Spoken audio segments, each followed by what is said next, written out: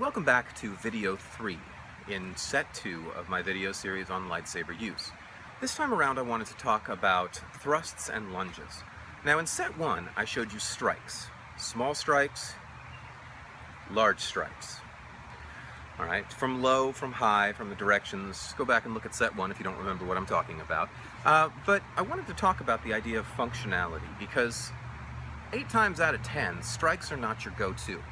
A lot of the old weapon masters, specifically in historic European fencing and rapier play and dueling, talk about the most dangerous part of your sword is actually the tip.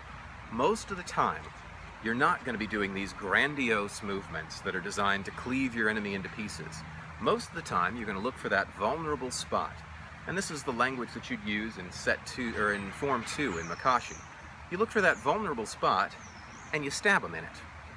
Right? Usually that's the hand or the arm. Sometimes you can get closer and it's parts of the body, but it does the job. Okay, now that is a basic thrust. Now if my arm is bent, for a thrust, I just straighten it. Okay, I straighten it and I rotate my hand. Palm up, palm down. Basic thrust.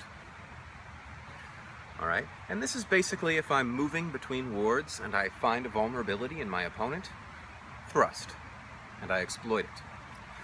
All right. In terms of closing distance, one of the things that I showed you in the routine at the end of set 1, another curveball I threw you in there besides the pivot step, was the idea of a lunge. Now a lunge is like a thrust, except I'm going to close the distance with my feet. I'm going to go from a high stance where I am right now, I'm going to pick up my lead foot, move it towards my opponent into a lunge. To get out of it, I shift my weight back onto my back foot and hop up. Alright, now that is a basic lunge, and that's a very useful maneuver. When I see that spot, even if I'm not close enough to strike at it, I wait for that opportunity, lunge, and back out. Now with that extension on the lunge, you are vulnerable. Your head, your lead leg. So sometimes in a lunge you'll find yourself having to parry or block in order to have the time to get back out of it. But a basic maneuver, lunges and strikes.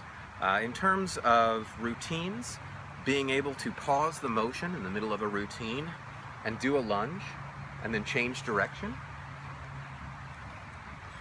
is something that is going to help your versatility as a performer, but it's also going to help you immensely as a duelist if that's the direction that you decide to go. Okay, join me back here next time and we'll take it from some of the most functional stuff into some of the least functional stuff, which I also wanted to add in this set.